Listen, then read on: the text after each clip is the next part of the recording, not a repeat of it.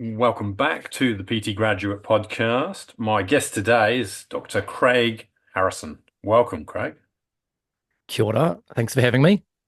Great to have you. It's great to have someone as your caliber on the podcast who can I think bring a really different angle to some of the stuff that we may have talked about previously. So, if you can give us a bit of a lowdown, you've worked extensively with New Zealand sport, but you've sort of found this niche of the development space for younger athletes.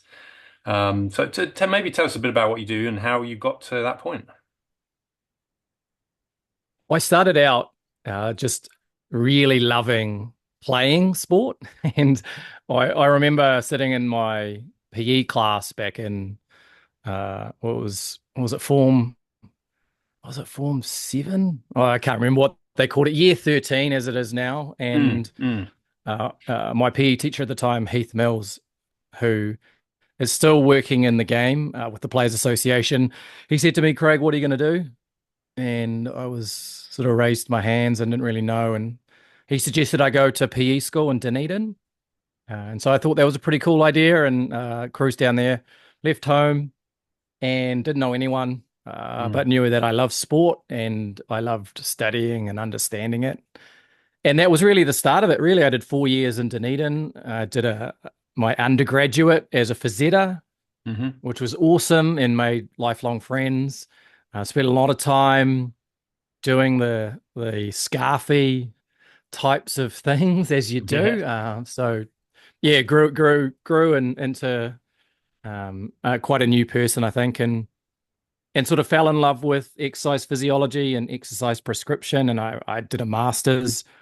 So we looked at warm up protocol for middle distance runners, and at the Mm, time I was helping a friend coach a middle distance running group. So he was the guru and I was the rookie, and so I was learning a lot about middle distance running, and part of that was access to some of the athletes for my masters. And so what we did is we wanted to know how we could manipulate a warm up in order to facilitate uh, better time to exhaustion in mhm, some of our middle distance runners. And at the time, we had some of the best runners around, so they were 146 800-meter runners, so mm, decent.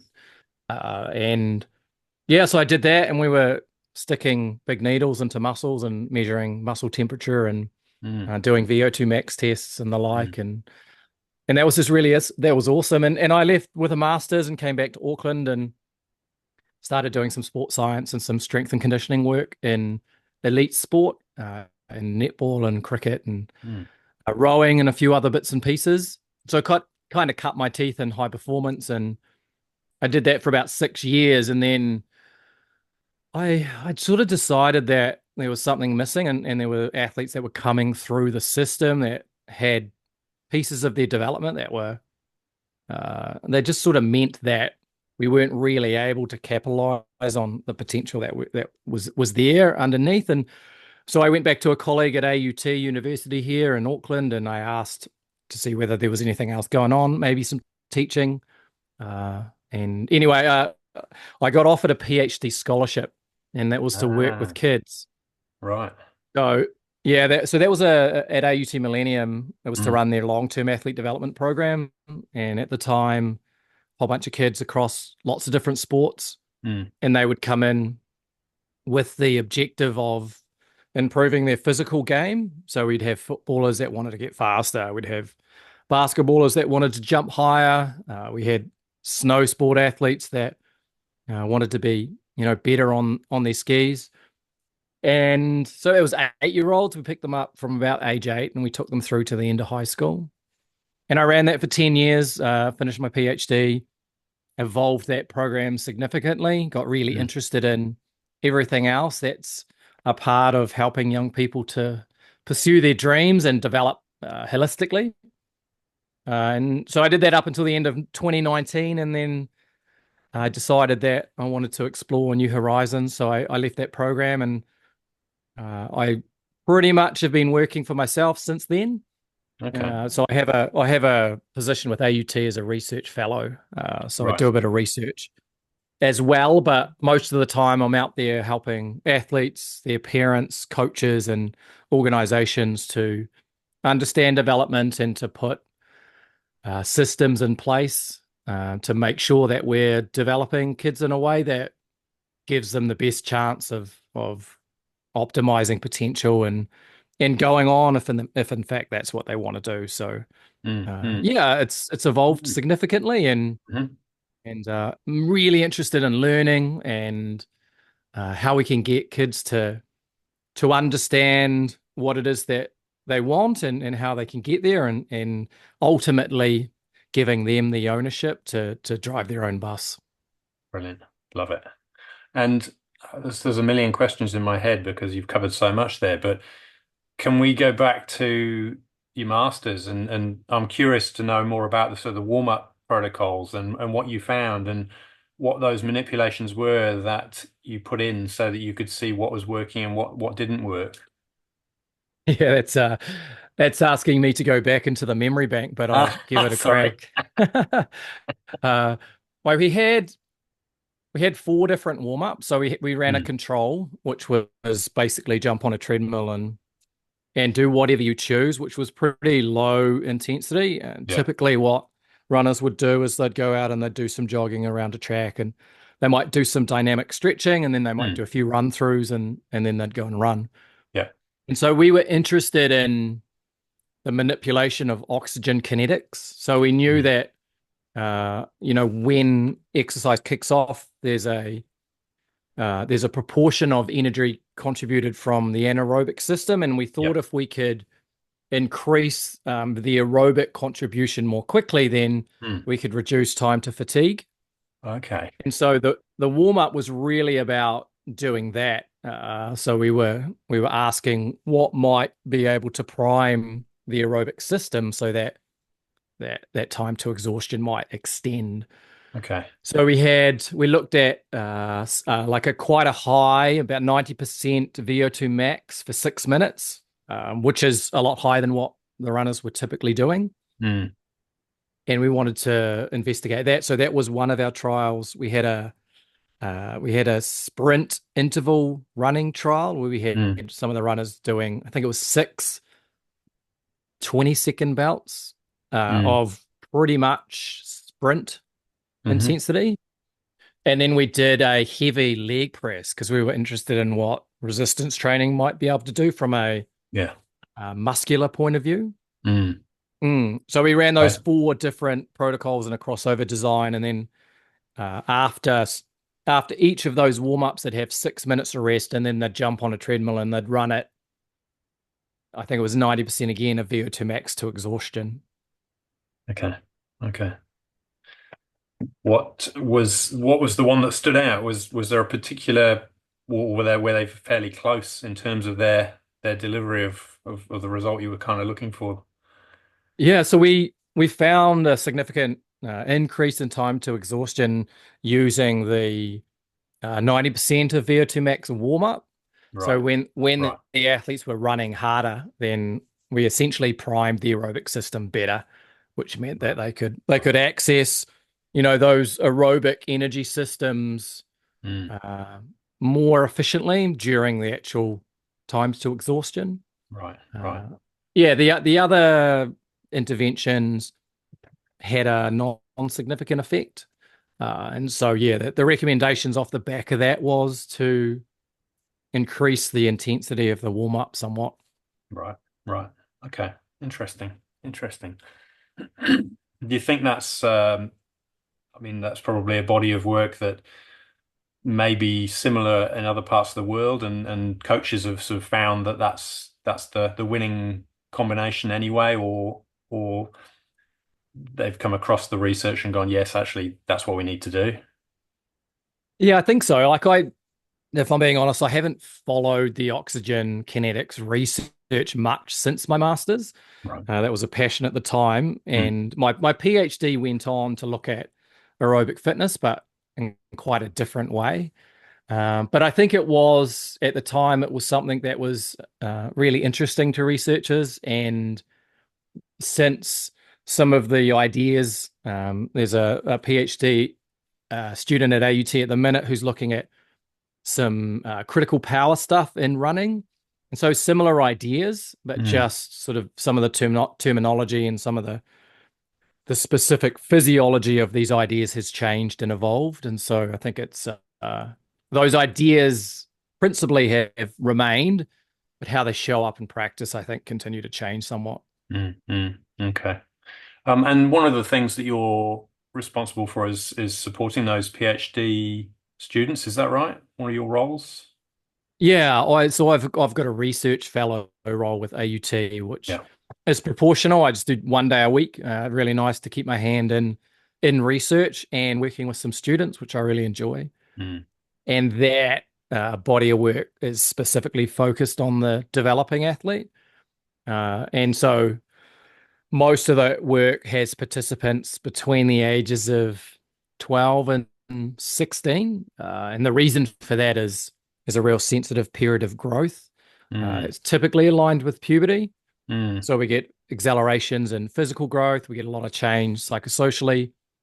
And that's the lever that really does change a lot of what we see. And so that I'm most interested in how speed, how strength, how emotional control changes as mm. kids go through their early adolescence.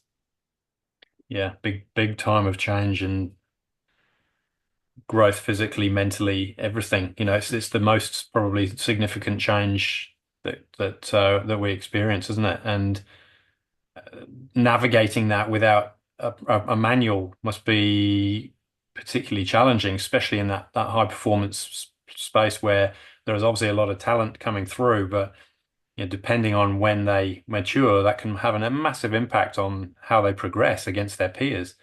And you talked earlier about thinking about it from a very holistic point of view, and you touched on the psychosocial and emotional, and are those all sort of components that you talk about? Because I know you talk a lot to schools and clubs and so on.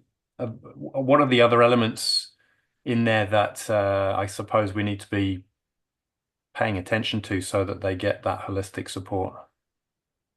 I remember a young footballer come into our program. It would have been probably 10 years ago, and he was around the age of 13, and he'd come back from a summer holiday, and we could visibly see that he'd grown. But when we did the measurement, he'd grown 10 centimeters over the Christmas holiday break. Bloody hell. Uh, yeah, and so you can imagine that when you go through those types of changes in such a short period of time, everything changes and your world kind Mm, of gets tipped upside down somewhat. mm, And so, you kind of learn that there's a physical change that we need to be aware of as adults in the room. And that's important from a talent point of view. So we know that kids are maturing at different ages. And so if we're looking for talent, then we need to understand the maturity status of where kids are at. mm, Because if you mature earlier, then you get the rub of the green, mm, mm. fitter, faster, stronger. Yeah. Particularly if you're a male, it changes a little bit with young females, but young males with testosterone circulating around the body and an Mm, increase in muscle hypertrophy, mm, they just become more physical. And mm, so that's happening from a skill acquisition point of view. We know that rapid change in physical dimension can sometimes create what we call adolescent awkwardness mm. or the baby giraffe effect, which is a Yeah. little bit more understandable. Yeah. Yeah, and so kids experience this time sometimes where they get worse. And Mm, so again, it's got selection implications, but more importantly, it's got psychological implications for the young person. mm, Because when you have a certain level of skill and then you wake up and all of a sudden you're not as good as you once were, then you start asking yourself questions. mm, And mm, so we learned that it's really important to have those conversations, to inform kids, to normalize it, to talk to parents about what their kids are experiencing, just to help them to navigate those types of really, really significant changes in their lives. mm, So yeah, no longer was I just a physiologist that was interested in the anatomy and everything else that comes with it. Like fundamentally, if we didn't see the young person a whole, then we were letting them down. So that was a big learning journey Mm, that I went mm. on to make sure that we were seeing athlete first as a human and not just a cog in a wheel or Yeah. a mechanism that was there to Mm, execute mm, in the performance arena. mm. Yeah. Yeah. I your story of the athlete that joined reminded me of my son actually. We had a one summer holiday was a very, very similar story. And we've got the old measurement chart up the wall, as most households do. And I don't know whether it was as much as 10 centimeters, but we were like, geez, new shoes, new uniform, new everything required. And we worked out that because of the holiday, he'd had a whole lot more sleep than he had normally. And so Right. we reckon all that growth occurred in those extra hours of sleep, which he was enjoying over the summer holiday. So that kind of makes sense, doesn't it? Because that's when our bodies do their developing and their recovery. And if you change something as much as sleep by hours rather than minutes, then there has to be a knock-on effect combined with the right age and stage. Yeah, I think one of the big questions that we are constantly asking ourselves is how much doing versus how much recovering. And I mean, that's a question in high performance sport. It's a question in our everyday lives. Like, how much can we get away with? How much Mm, can we put our foot down on the mm, gas and everything sort of work out without having the time and the right nutrients that we're putting into the body. But for mm, kids, because they've got that additional accelerated growth piece going on, then we need to be even more careful. And so I think one of the things that's happening a lot at the moment is we're probably doing too much as a general rule. And so right at the moment we talk a lot about load, and particularly for the kids that are really interested in sport and are doing well from the younger ages. It's just making sure that they're getting enough rest, enough recovery, and we're not actually slowing down future performance because mm, of mm. what we might be after today. And Yeah, that's a hard one. That's a real hard I balance to try and strike. think it always has, hasn't it? And I think the tech component to that is becoming more useful in terms of what we can read from our, the bio information feedback. Watching where our resting heart rates are, where our heart rate variability is at, and that can be useful. But I imagine you're probably more interested in helping the athlete tune into how they feel, where their body's at, so they can intuitively go, actually, I don't think I'm good for a heavy session today. Yeah, 100%. I think the one of the key principles around development, and I think it's the same whether we're talking about young people or adults, is self-awareness. Mm, Because if we don't have that level of intuition, if we don't know what we can do and what we need, then we often push the limits and end up falling off a cliff. And so a lot of the work that we do and I think deeply about now is like, how do we design learning environments that allow the development of self-awareness? And that fundamentally comes back to designing environments where kids can try stuff and get it wrong and mm, then have mm, a regular reflection process, because that's where self-awareness comes from, is to sort of stoke the curiosity and to ask a good question and then let kids, young people, young athletes to really experiment around what they're doing. And again, sometimes that's at odds with the performance on Saturday, because we also know in learning that if we tell somebody what to do, then they'll get a short-term outcome, but mm, it might mm, not stick around for long. And so yeah, and that's the thing. And one of the things too that we've noticed, and we don't have any evidence on this, but it's something that we have in our sort of research question list is what is the heavily organized nature of the world doing to a young person's ability to learn self-awareness, to learn mm, to be intuitive. Mm, Because I think back in the day, when there was a lot more backyard play, there was a lot more street games happening. If a kid got a sore knee, what would they do? Uh, and I would suggest that they would stop and they would sit down and they would rest, or they would change the type of movement that they were doing in order to mm, not experience the pain. mm-hmm. But now what we're seeing is that if practices starts at 5 and ends at 6, and a kid gets a sore knee, most of the time they're going to hide that pain because of the consequence of putting their hand up. Right. And I don't think that's anybody's fault. It just is what it is. I mean, we've got research Mm, that shows 82% of kids hide pain. Uh, and that's the thing, right? So we have to be very good at designing environments where we allow those conversations to happen and for kids to build awareness and not just do what they think they should do. mm, mm, mm, mm. Yeah, it's a tricky one. I think as you said, the level of organization in society creates so much structure and forces certain behaviors which may be accidental as opposed to by design.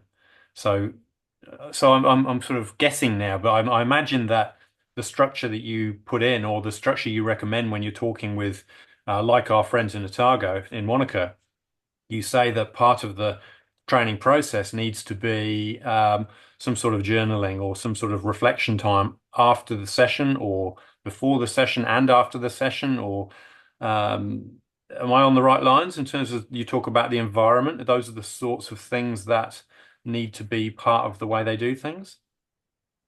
If you think about a really basic learning cycle, then we have intention, we have action, and we have reflection. Mm, And the reason that the intention is important is because it really drives reflection.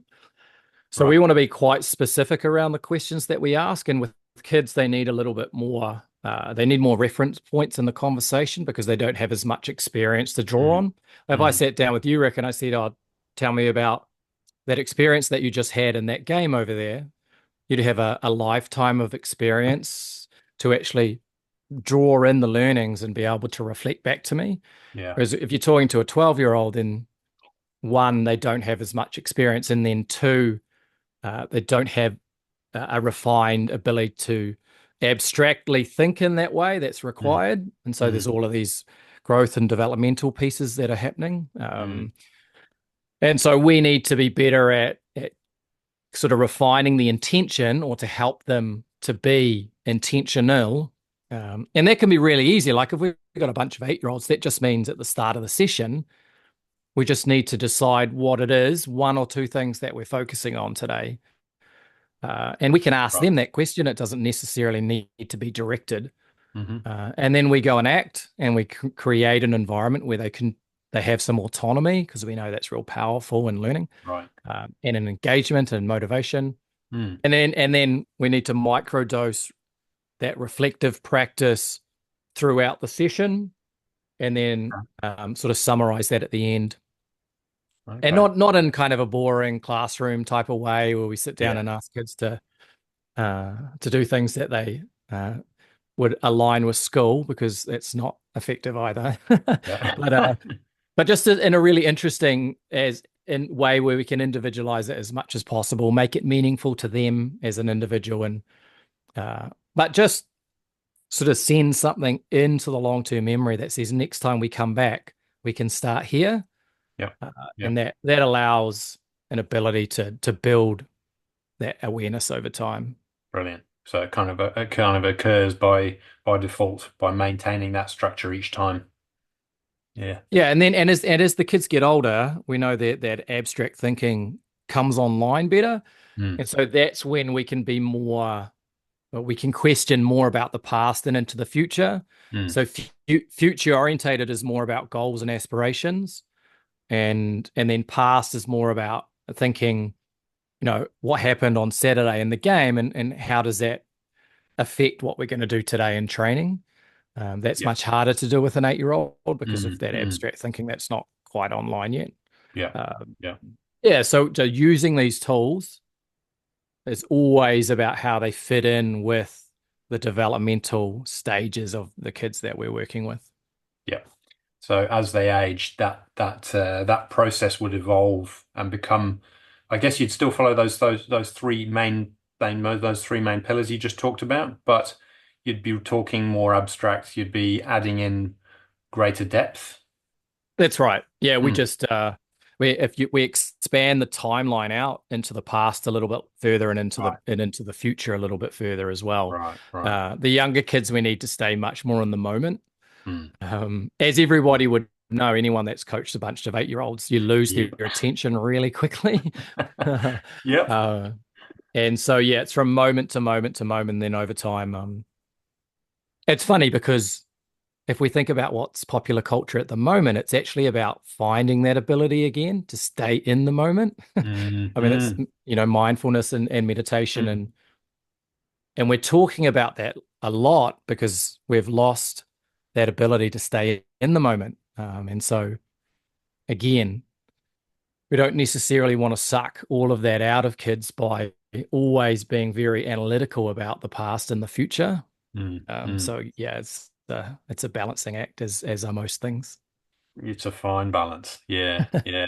So do you find that you're doing more work with schools, or is it sports clubs, or is it a mixture of both? Yeah, all of the above, really. Right. Most of the time, who I'm working with is who I would describe as innovators, change seekers, Yeah. people that are somewhat frustrated with the status quo and are looking to be better or to make a change. Mm. And so that can come as a parent with a young person. So I coach at young people directly. It may come from a coach themselves who's working with a group of young people. It may come from an administrator or a leader across a youth program, a regional sporting trust, a national sporting body. Mm. Yeah, so rather than, you know, just one place, it's more about who rather than where. Right. Gotcha. And how do those people engage with you? Do you sort of have a do you have a program that you offer, or options in terms of how it's delivered? How does that relationship work? Yeah, so I've got a few different offerings basically. So with the athletes, it's a bespoke coaching model. So we work one on one and we design a learning environment, and it's mainly the off-field stuff. So I'm not a Right. technical coach. Not like Yeah. I don't coach football, the game, although Mm. apart from my own children. Mm. And so like we look at the physical stuff, so the body stuff, the mind stuff, the organizational stuff, the long-term planning stuff, the integration of different sports to try and help young people make some really tough decisions around where they should show up and how much time they should dedicate over here compared to over there. Mm. Uh, yeah, so that's what I do with athletes. And then I offer a coach mentorship program. So coaches that are specifically working in development and are really interested to Right. create a holistic learning experience.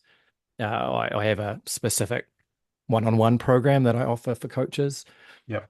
And then I have a range of master classes and keynotes that I deliver as well. Yep. So workshops, I think I've got on my list as well. So that would be one of those same events.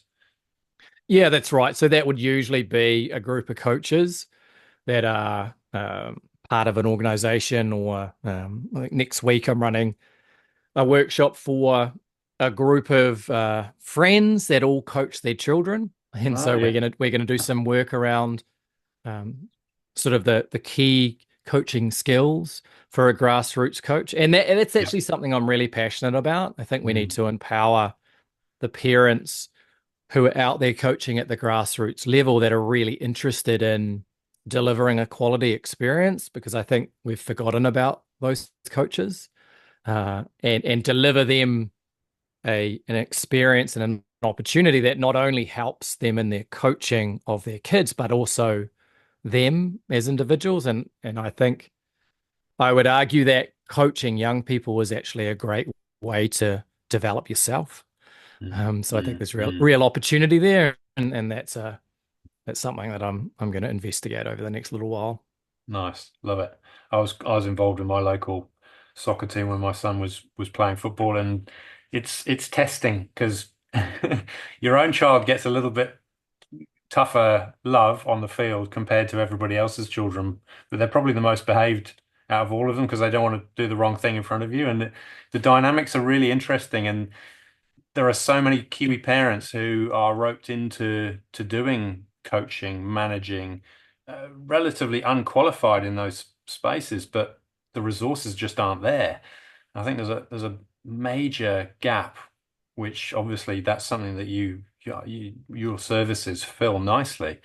Um, every sports team should have a contract with you, I think, because you wouldn't have enough time in the week to deliver on it all. But I think there's just a massive need, and we're such a nation that punches above its weight in so many sports, and how we got there, I'm not sure. But there's obviously some very passionate people in places that have enabled those sports people to deliver on the highest stage, and as you say, grassroots is probably the most important part. Well, if you look back into New Zealand's history from a grassroots point of view, what we see is that a lot of the kids spend a lot of time playing in the backyard, playing in the street, playing with their mates down at the school. And Mm, so those learning environments were largely free of adults. mm, And so mm, so I've spent a lot of time thinking about what happens at the skate park because that's held on to those types of learning conditions. So you don't see coaching per se at the skate park. mm, Uh, well, it's changing a little bit with the introduction of skateboarding at the Olympics. mm, But largely what you see is a lot of learning, but there's not a lot of coaching. mm, And I think that's a real powerful environment. And so what I spend my time doing now is going, well, we need to lift those learning principles out of the skate park, out of the backyard, out of playing down the street, and we need to formalize those because now kids are showing up in organized environments, mm, mm, but we don't want to overly control them. mm, So I talk a lot about understanding the structure that you're building without bringing too much control.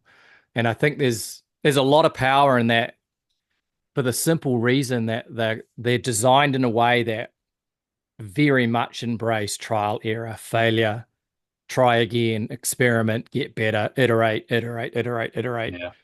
And over time, you become this very resilient, adaptable human. Mm, mm, um, mm, and we're in danger of losing that because of the over control of all of our environments, be it music, education, sport, now you name it. yeah. When a coach or an instructor gets involved, then the risk is of doing too much. Yeah. Yeah. Yeah. I hear you. And you watch things like the Beckham documentary or the Rooney documentary, and they spent their entire childhood in the back garden or at the park with a football. That's kind of how it comes across. And, it's not really a surprise then that they've gone on to be these masterful players at the top of their game because they had so many touches of the ball from such a young age, uninterrupted, that they learned what worked and what didn't work. And that there wasn't a coach standing behind them until they were, in the youth development program. And by then they were sort of a million touches ahead of most of their colleagues or friends probably. So I think you're right. There's that element of, and Dan Carter in his backyard, just converting balls. His dad put up a rugby post in his back garden, didn't he? There's a recipe in there. There's three categories to learning that I think a lot about. The first one is Mm, interest. mm, And I think about interest as an emotion. So we can cultivate interest through creating environments that are exciting, that are surprising, and sometimes hold some fear. So those three emotions we can manipulate in order to create interest. And without interest, it's really hard to progress the learning journey mm, because that Mm, shows up as disengagement or often labeled as behavior issues. But what it really is there's a lack of connection between me as an individual and the thing that I'm trying to do or the thing that the adult is expecting me to do. So we have to think about how we're creating interest and on an individual level most of the time, which is difficult but doable. The second category is energy. mm, So if we can't create energy, then we can't create effort and we can't create intensity and we can't create perseverance and all of those things that actually drive getting better, showing up mm, every mm, day and doing the work. Um, and then the last category is ability. So as a coach, we have to understand the abilities that kids bring to the table. And that's usually where we start. We usually look at a bunch of kids and we say, like, that kid's a 1 out of 10, that kid's a five, and that kid's an eight. mm, And straight away, we try and progress their competencies. But we mm, forget about interest and we forget about energy because some of the time, that 8-year-old, or sorry, that 8 out of 10 kid mm, who's really good at what they do is mm, actually not interested. They just happened to find themselves in that environment for some mm, reason. mm. So yeah, just taking a big step back and trying to understand the young person in front of you is a really good place to start before we do anything. Yeah, And then we can design an environment accordingly. yeah, yeah. I like it. Probably still have another 1,000 questions to go, but time is marching on, and I I'll should go for it. I'm probably. happy to I'm happy to continue if you want to ask some more. I suppose the one that's sort of on the tip of my tongue is sort of how you design that environment so that does it need to is it very replicable across different sports, or does it need to be, is volleyball different to cricket, different to snow sports? How do you sort of set it up so that it works for its environment?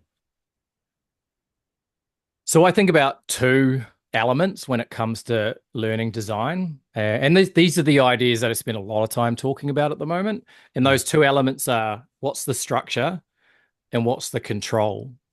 So structure is essentially the physical environment and the cultural environment that creates the different types of decisions and choices that you can make as a learner. So if we go back to the skate park, because this is what I modeled it off, mm, you see a whole bunch of different obstacles. So that's physical structure. And what that presents to you is like, here's a whole bunch of different opportunities for you to engage with based off your ability as a learner. And so we call that appropriate challenge. And hmm you can start really easy or you can go to something really hard based on the piece of physical structure that you want to engage with. And then we have this cultural structure. So the skate park has a way of doing things around here mm, based off some tradition and that's evolved over time. But we can affect that if we're thinking about how we want to design the structure. So it's music, it's standard expectations, it's some shared language that we create, rituals and routines, mm, and we can create all that stuff. The physical stuff is around layout, space, equipment, all of those things is we can be very intentional about what that looks like. And this is agnostic of code. It doesn't matter okay. whether it's rugby or football or obviously we need to contextualize it based on what we're Mm, doing, but mm, the idea remains the same. So we yeah. need to think about the structure and then we need to think about the control. So if the structure provides the range of choice, the control directs how much that's enforced by the coach or the person who's leading the environment. So if we go back to the skate park and we turn up and we've got all of these options from a physical structural point of view. And if I'm there with my son and I say, hey, Craig, you need to go over and do that because that's where the learning needs to start for you, then I'm affecting a high level of control. Mm, Uh, Now, mm, I need to be very good. I need to understand my learner and I need to understand where they're at and what they need and how they show up and what motivates them in order to get that decision right. Uh, but the alternative to that is I present the structure and then I let the learner engage at a point that they see fit. And over time, that's my bias. Is we can, we want to have a relatively high structure, but we want to have a relatively low control. Okay. And what that does is it defines the context because lack of structure and lack of control ends up in chaos. Mm, So we need some structure, but what mm, we really want is we don't want to push too much control. mm, Um, mm, mm. Now there's always caveats to this, and there are Sure. times where we do need to increase control, safety. Mm, Perhaps an athlete's really low in confidence, and so we need to be more directive around what we're doing. yeah. Um, and but most of the time, more often than not, we can exert a lower level of control than we need. We just have to be more comfortable in learning taking longer, learning Mm, being a little bit more chaotic. Um, and we have to be comfortable in not seeing the learning happen in front of our eyes. Because I think as adults, we want the certainty as humans. We want the certainty that says, if I create a learning experience, I want to mm, see some change. mm, Otherwise, maybe I'm not worth anything here. mm, mm, uh, mm. yeah, Yes. so I mean, all of these things come back to often how we feel as adults going into these environments, as opposed to what's best for our children. So yeah, we Yeah. thinking about the structure, thinking about the level of control, and then understanding the problem that we see in front of us and manipulating those two elements accordingly. Yeah. I see. I see. Hopefully that made Mm. sense. That was Yeah. a bit of a Yeah. ramble, but yeah, that's how I think about it. No, it's good. I like it. I like it. It's sort of you've got sort of a good sort of systemized, structured approach, even if that structure requires less discipline or less structure, if you know what I mean. It's organized as opposed to, as you say, chaos. So it's then setting that up so that you can step back and not have too much of your own bias come into the situation and allow the learning to occur for the people who are actually doing it, as opposed to the person who's trying to impose their view of the world on how things should be. I'll give you an example because I think this will help Mm. bring it to life for your Yep. listeners. So when I was running the program at AUT Millennium, and now we were bringing kids in and we were giving them an opportunity to get better physically. So balance, coordination, strength, speed, fitness, all of these things. What we came to understand was that, particularly for our younger athletes, but right throughout the age groups, is that from a skill acquisition point of view, and more and more research has evidenced this, is that we need to give kids a breadth of experience before they're going to be able to refine any skill. So if we're teaching a young person to land safely without hurting a knee, then what we actually want is we want to give them 100 different experiences as landing before they can start to refine that ability uh, in terms of better landing mechanics, Mm. because Mm. that's how we work. We basically we experience our world around us and we adapt based on what we can see. And so what we ended up doing is that we would create these movement problems or these playful type experiences, obstacle courses, lava tag. Yeah. But we were really intentional about the different obstacles that they had to navigate. And Hmm. so, for example, if we were working on landing, then we'd create an obstacle course that had a lot of landing in it. Right. Now the problem with that is that when you watch that from the outside, it just looks like shits and giggles. Mm. Mm. And parents were paying for these services; they were coming in, Yeah. and the traditional narrative is, I want to see people doing specific things and being coached in specific ways in order to get better, because I'm paying my money in Mm. order to receive that. Mm. So it was a case of the evidence and the traditional experience for our parents, like not meeting Yeah. anywhere. Yeah. And so what we had to do is spend a lot of time educating our parents around the science of skill acquisition to help them understand that what you see might look like play, but there's a real deliberate nature to it. mm, mm, Um, and right. if you go back to where we started around backyard or street Mm, play, mm, that's what happens is kids yes. get very skillful because they experience lots of variety in their learning. Mm, Um, and that goes away if we're not very careful. yeah. We Yeah. actually, and David Epstein, if you haven't read Range and you're interested in this stuff, it's a great book. Okay. He writes about some of these mechanisms around learning and how variability is really, really important. And so, from a physical movement point of view, we actually want kids to experience lots of movement variability, Mm, mm, especially in their younger years, because as they get older, it just allows them to actually um, be able to solve movement problems, which is what sport and life arguably is about in a much more refined way.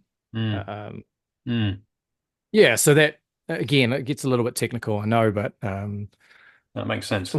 and what it means is that kids can engage in deliberate play, which is way more engaging than having somebody stand there and tell you what to do. Yeah. And Yeah. so Yeah. it's a Yeah. win-win, really. We get more skill acquisition and we get more engagement. Yeah. Yeah. And so was that challenging, educating the parents? Was that a big piece, or did that you get over that quite they got over it quite quickly themselves? Well, I think with any learning, one of the core pieces of it is trust. Mm, And so we did it in a way that I look back on and you know it really sat in this idea of like what is trust and how can we be deliberate about building trust. And so that was a lot of buying parents coffees and sitting and watching and actually narrating what they were seeing. yes. And that was a really successful technique. And so rather than someone looking in from the outside and telling themselves their own story based on their own belief systems, I could narrate that and start to shift their belief systems Yeah. based off a different perspective. Mm, mm, And so I think that, but at the same time, we needed to hold or have a shared outcome. So the parent ultimately was there because they wanted their kid to get better and they mm, wanted them to be more all round as a young person and as mm, an athlete. And they wanted them to be faster and stronger and fitter. And so did we. And so we held that shared outcome and we're always reverting back to that outcome, yeah. but we're starting to muddy the waters a little bit in terms of how we get there. Mm, mm, Yeah, and it mm. was really effective. And we had good parents. Good. They were awesome and they wanted the best for their kids. And Yeah. so they were prepared to sit there and have a Yeah. conversation about it and learn, which was cool. Good on them. Sounds like they're good, broad-minded people. Um, yeah, so they actually wanted the same thing, and they just saw a different route based on what they thought should be happening, as opposed to what actually should be happening. And that is what happens in every one of the environments I show up in. Like Right. most of the time, we actually want the same thing. Mm, So I still want performance. I still want to go mm, out there and help young people to win, but not at the cost of long-term potential, yeah. not at the cost of falling out of sport, not at the cost of getting injured, not at the cost of experiencing performance anxiety. Mm, Uh, mm, mm, so those are the conversations we need to have. Is yeah, we're all in it. Most of us are in it for the same reason, mm. but we just need to have a more in-depth conversation about how we get there. Yeah. Yeah. Yeah. Yeah. Well, unless we do a part two, which might have to happen, I'll wind things up and thank you, but also ask you for your top tips. So it's one of the things I always ask for of my guests and see if there's something that they can share that other people may not have thought of. But it could be business related. It could be, physical stuff related. Whatever appeals to you in terms of the things that have sort of stood the test of time for you and things you live by or work by. Those sorts of tips would be ideal? Man, it's a very wide-ranging question. Yeah, yeah, lots of What latitude on that one. Yeah, what comes to mind? Uh, well, like a big thing for me at the moment is about finding joy, and from a personal point of Right. view, but also for the young people that I spend time with. Mm, And so a lot of a lot of the struggles and the challenges often come back to forgetting why we play, like mm, why mm, we're here. And ultimately that's about finding joy in the process. And so a lot of the conversations I'll have and the reframing of an experience will really come back to that idea. So really understanding like why you do what you do, yeah. and what is it about the experience that you love. Uh, Mm, and so mm, I know that that can sound not necessarily aligned to the traditional description of success these days. We're living in a very materialistic world that mm, values uh, keeping up with the Joneses and outcomes and financial returns and all these things, and that all of those things have crept into sport. mm, And mm. there's nothing wrong with wanting that stuff, but ultimately we need to understand the long game. And for me, that's about what brings you joy. So Yeah. yeah, that would be the first thing, and then the Yep. other thing Okay. is whether you're a parent or a coach or anyone really who's involved in environments of learning for young people is ensuring that you're a reflective individual as well. So that might be Mm, having a journaling practice. It might be creating some space in your week where you get to talk to another coach or you get to talk to another parent about mm, not what your kids are doing, but how you're showing up in their world, and behaving in a way that is going to affect their experience. Because I don't think we spend enough time doing that for ourselves. We spend a lot of time thinking about what we're creating for our kids, mm, mm. without enough reflection on who we are and how we're experiencing or how we're influencing their experience. And I think Yes. just like young people, reflective practice is a very powerful way of getting better at that. Yeah. Yeah. I like that one a lot. Fantastic. Any others there, Craig, or that is that us for tips? Man, yeah, that That's a good there's one. plenty of other things. I'm just racking my brain thinking about where I could go with it. No. um, yeah, no, like if you the other thing I do a lot with parents is we actually create values and behaviors just like you would in a corporate setting. You've Yeah. probably Yeah. sat in a workshop Mm, for your organization, perhaps where you've mm, talked about values, and it's actually really important, I think, to have those as parents and in your family as well. As like what do we believe in around here, and how does that show up in our day to day? mm. Because that's often the way that you navigate struggle as you come back to what's important. Yeah. And so Yeah. yeah, I do a lot of work with parents around establishing what those look like, and then helping to create the types of behaviors that are right for kids at different stages of development. Right. So, we may value resilience, but what that looks like for an 8-year-old compared to a 16-year-old needs to change. Mm, mm. Um, we may value generosity, but again, that needs to change based on age and stage. And so, Yeah. yeah, I Yeah. think that can be a really powerful tool to Mm, have as well. I like that. I like that a lot. Fantastic. Well, I've scribbled those down. They'll go into the show notes. But the other thing I wanted to add in there was just some details. If people listening were like, I need to get hold of Craig. I need Craig to come and talk to my club, or just give me some coaching. What's the best way of finding you, Craig? Getting hold of you? My website is the best place to catch up with me and to reach out if you want to have a chat. Yeah. So you Yep. can find that website at drcraigharrison.com. So that's Yes. drcraigharrison.com. And there's links there to my podcast as well. We're up to episode 176. Ooh, So nice. yeah, I've been doing that for a while now, and there's heaps of really good free content with the experts from all over the world that have Hmm. given up their time to have a chat with me. And so you can, that's all on my website as well. Fantastic. Excellent. I will drop that into the show notes as well. Awesome. Awesome. Thank you very much, Craig. It's been an absolute pleasure listening and being having your ear for what is pretty much an hour now. So thank you. It's been an absolute pleasure to have this chat. No worries, Rick. Thanks for having me on. Cheers.